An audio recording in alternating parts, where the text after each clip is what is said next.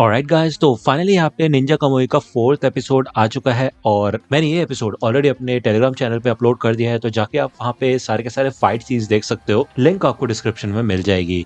तो यार आपने इतना वेट किया एपिसोड के लिए, तो अभी के लिए हम ये वीडियो शुरू कर लेते हैं और बाकी बातें वीडियो के एंड में कर लेंगे। अब जैसा कि आपको याद होगा, लास्ट एपिसोड में हिगान को किसी का फोन आया था और वो इंसान हिगान का नाम जानता था, जिसे सुन के यहाँ पे वो काफी ज्यादा शॉक हो जाता है। वो बंदा यही कहता है कि मैंने ये मेक श्योर किया है कि इस कॉल को कोई भी ट्रेस न कर पाए, तो चिंता मत करो। यहाँ पे हिगान उससे पूछता है कि तुम हो कौन, तो वो बंदा बताता है कि मैं तुम्हें अभी नहीं बताऊंगा, तुम अभी ओजा सिटी जा रहे हो, क्यों है ना। तुम्हें ये बात तो पता है ना कि वो जगह पूरी तरह से सिक्योरिटी सिस्टम से भरी पड़ी है, तो तुम वहां से किसी भी तरह बच के नहीं निकल सकते, तो मैं तुम्हारी मदद करूंगा। तो हिगान कहता है तुम्हें क्या लगता है मैं तुम्हारे पर भरोसा करूंगा। तो वो बंदा कहता है कि दूसरों के बारे में सीखो, लेकिन कभी भी अपने बारे में दूसरे को पता न चलने दो, यही एक निंजा की खासियत है। तो ये सुन के भाई हिगान शॉक हो जाता है और हिगान समझ जाता है कि ये एक निंजा पोएम है और ये सिर्फ कुछ ही लोगों को मालूम है। ओके, वो बंदा कहता है हम दोनों के हालात बिल्कुल सेम ही है। तो हिगान कहता है अच्छा, तो तुम भी एग्जाइल निंजा हो। तो वो बंदा यहाँ पे हिगान को मिलने के लिए बुलाता है और फोन कट कर देता है। दूसरी ओर हमें इधर मॉरिस का सीन दिखाया जाता है, जो कि हॉस्पिटल में होता है। उसके पास एक ड्राइंग होती है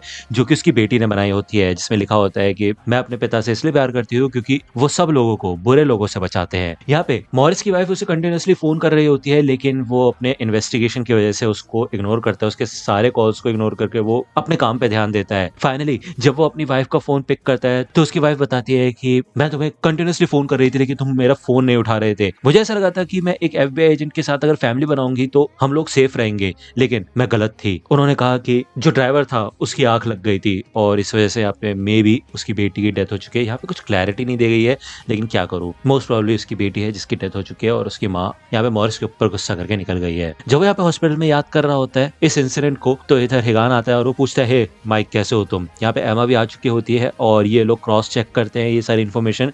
यहाँ पे हिगान इन दोनों को बता देता है उस फोन कॉल के बारे में। मॉरिस पूछता है कि क्या तुम उसके ऊपर भरोसा कर सकते हो। तो हिगान कहता है कि हाँ, पुरानी ऑर्गेनाइजेशन में जो पोएम हमें सिखाई गई थी उसे वो पोएम पता थी, और जब से मैं इस शहर में आया हूँ तब से इस पोएम को मैंने किसी के मुंह से नहीं सुना। तो मॉरिस कहता है बस इसलिए तुम उसके ऊपर भरोसा करना चाहते हो। एमा कहती है वैसे तुम्हारी बात सही है, ओजा सिटी के अंदर काफी खतरनाक सिक्योरिटी सिस्टम है, ऐसा लगता है कि बस भूत ही वहां पे जा सकते हैं। तो मॉरिस यहाँ पे जब एमा से पूछता है कि हम उस सिटी के अंदर कैसे जा सकते हैं, तो एमा कहते हैं कि हमें हार मान जाना चाहिए क्योंकि वहां पे जाना इम्पॉसिबल है। ठीक है, इसके अलावा यहाँ पे जब एमा ने रिसर्च की होती है तो उसको डार्क वेब के थ्रू पता चलता है एक कम्युनिटी है जो कि ओजा के ऊपर सीक्रेटली नजर रखते हैं। ठीक है, वो ऐसा मानते हैं कि ओजा आगे चल के पूरी दुनिया पे राज करना चाहता है, इसलिए वो इतने खतरनाक खतरनाक वेपन्स बना रहे हैं मास डिस्ट्रक्शन के लिए। तो मॉरिस कहते हैं ये जरूर कोई कॉन्स्पिरेसी थ्योरी होगी, और वैसे भी जो भी चीज डार्क वेब पे हो वो सच नहीं हो सकती। तो मॉरिस यहाँ पे एमा को वैसे भी चलने के लिए मना करता है क्योंकि उसकी जान खतरे में आ सकती है, लेकिन एमा यहाँ पे इस बात से बिल्कुल डिसएग्री कर देती है और वो कहती है कि क्या तुम इस चीज का क्रेडिट लेना चाहते हो सब कुछ, और वैसे भी अगर हमें ओजा के गंदे सच के बारे में पता चला, सीक्रेट के बारे में पता चला, तो हो सकता है कि मेरे को कुछ कटिंग एज डाटा मिल जाए जो कि मेरे ख्याल से हजारों या फिर लाखों डॉलर्स का होगा। हिगान ऐसे जाने लगता है। मॉरिस उससे पूछता है कि क्या तुम्हारी वाइफ को पता था कि तुम एक निंजा हो। तो हिगान बताता है कि हाँ, क्योंकि वो खुद भी एक निंजा ही थी। मॉरिस कहता है कि क्या आमतौर पे निंजास की फैमिली होती है। तो हिगान कहता है नहीं, लेकिन हम दोनों ने कोड को ब्रेक किया था। मॉरिस पूछता है कैसा कोड। तो हिगान बताता है कि किसी भी निंजा को अपने किसी भी साथी से लगाव नहीं होना चाहिए। तो मॉरिस कहता है अच्छा ऐसी बात है, तो तुमने कोड तोड़ा अपनी फैमिली को चुनने के लिए। तो यार ये चीज उसको रियलाइज होती है कि वो खुद भी यहाँ पे अपनी फैमिली को चूज नहीं कर पाया, वो अपनी ड्यूटी में ज्यादा बिजी था और इसी वजह से उसकी बेटी की डेथ हो गई है। तब भी इस बंदे को मेरे को लग तो नहीं रहा कोई फर्क पड़ा है। भाई देखो, मैंने अभी देखना शुरू किया इस एनिमे को, लेकिन मेरे को पसंद नहीं भाई। माइक मॉरिस मेरे को एक नंबर का बेवकूफ इंसान लगता है।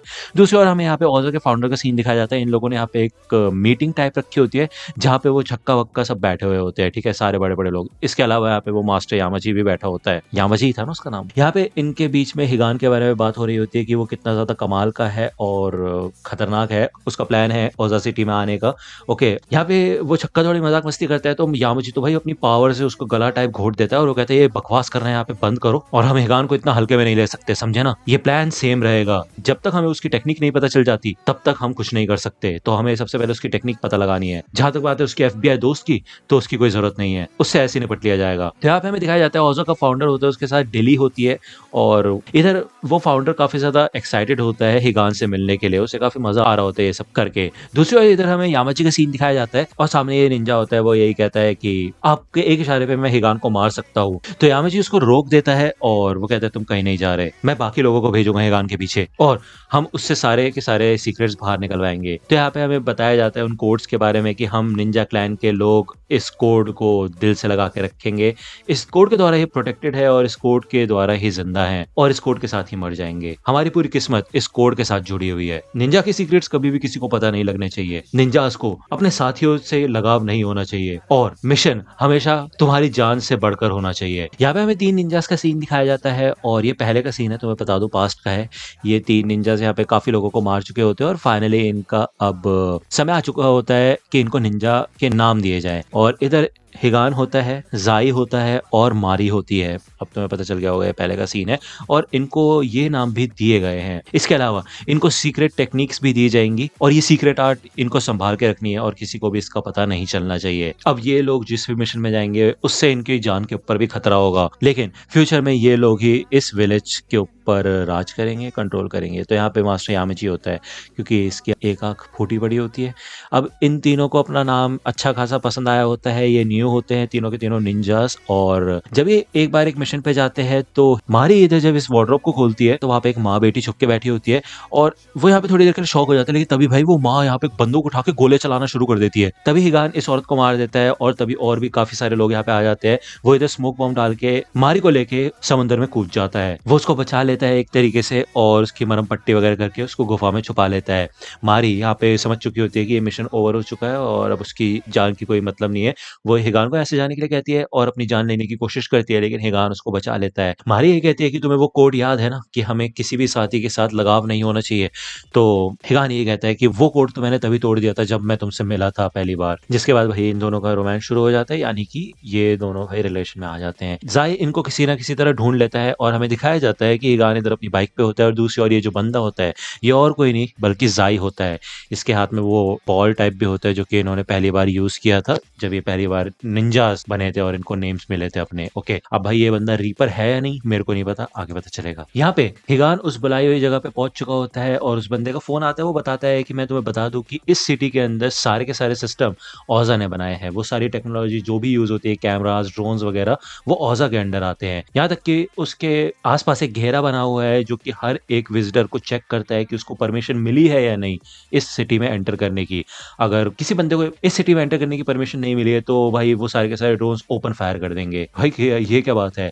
अगर बात करें स्पेस की तो भाई चारों तरफ एक इलेक्ट्रोमैग्नेटिक बैरियर है हनीकॉम्ब शेप का, जहां से सिर्फ बारिश और हवा ही अंदर जा सकती है। तो ऊपर से जाना तो नामुमकिन है, तुम जमीन खोद के भी नहीं जा सकते क्योंकि वहां पे भी सेंसर्स हैं। तो अब मैं तुम्हें कोऑर्डिनेट्स भेजूंगा एंट्रेंस के अंदर। काफी सारे सिक्योरिटी कैमरास और लेजर ट्रैप्स हैं जो कि बदलते रहते हैं। तो हमारे प्लान को सक्सेसफुल बनाने के लिए तुम्हें किसी भी लड़ाई से बचना है, ठीक है। उन सब लोगों से बच के जब तुम इलेक्ट्रोमैग्नेटिक बैरियर के पास पहुंचोगे तो मैं 5 सेकंड के लिए पावर बंद कर दूंगा जिससे कि कोई अलार्म नहीं बजेगा। जब सूरज डूब जाएगा तब हम इसकी शुरुआत करेंगे। तुम्हारा बस एक ही चांस है, वो 5 सेकंड, ठीक है ना। यहाँ पे हमें दिखाया जाता है कि मॉरिस एमा खाने के लिए गए थे और एमा भले मॉरिस के साथ जाना चाहती थी लेकिन वो उसको छोड़ के आ चुका होता है यहाँ पे इस मिशन पे, ठीक है। यहाँ पे एमा एक फोटो भी दिखाती है उनके टारगेट की जिसका नाम होता है जेसन कार्डेंस। दूसरी ओर हमें हिगान का सीन दिखाया जाता है जो कि रेडी हो चुका होता है और उसके बाद सिर्फ 8 मिनट होते हैं इस फैसिलिटी के अंदर घुसने के लिए, ठीक है। तो वो यहाँ पे भाई बहुत फुर्ती से एकदम दबे पाव जाता है इन सभी के सभी लोगों से बच के,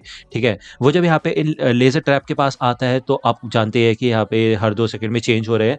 तो इधर उसकी फिजिकल एबिलिटीज का असली टेस्ट होगा। यहाँ पे भाई उसकी एक पसीने की बूंद होती है जिसके ऊपर ये लेजर आ जाती है और अलार्म बजने लग जाता है बहुत बुरी तरीके से। सेक्टर डी के अंदर यहाँ पे बहुत सारे लोगों को भेजा जाता है और इन सबके सबको हिगान मार के खत्म कर देता है। वो फाइनली यहाँ पे इस इलेक्ट्रोमैग्नेटिक बैरियर के पास आ जाता है। जैसे वो यहाँ पे आता है हमें दिखाया जाता है कि सामने जाई खड़ा हुआ है और हिगान जाई को पहचान जाता है, ठीक है। अब फाइनली इन दोनों का आमना सामना होगा। ये दोनों काफी कमाल के निंजास है और दोनों पुराने साथी भी हैं। तो दोस्तों ये एपिसोड यहीं पे खत्म होता है और नेक्स्ट एपिसोड आएगा नेक्स्ट वीक। मैंने ये एपिसोड ऑलरेडी टेलीग्राम चैनल पे डाल दिया तो वहां जाके आप इस एपिसोड को एंजॉय कर सकते हो। अगर आपको ये वीडियो पसंद आए तो लाइक करना, सब्सक्राइब कर लो अगर चैनल पे नए हो तो। मिलता हूँ आपसे अगले वीडियो में, तब तक के लिए गुड बाय।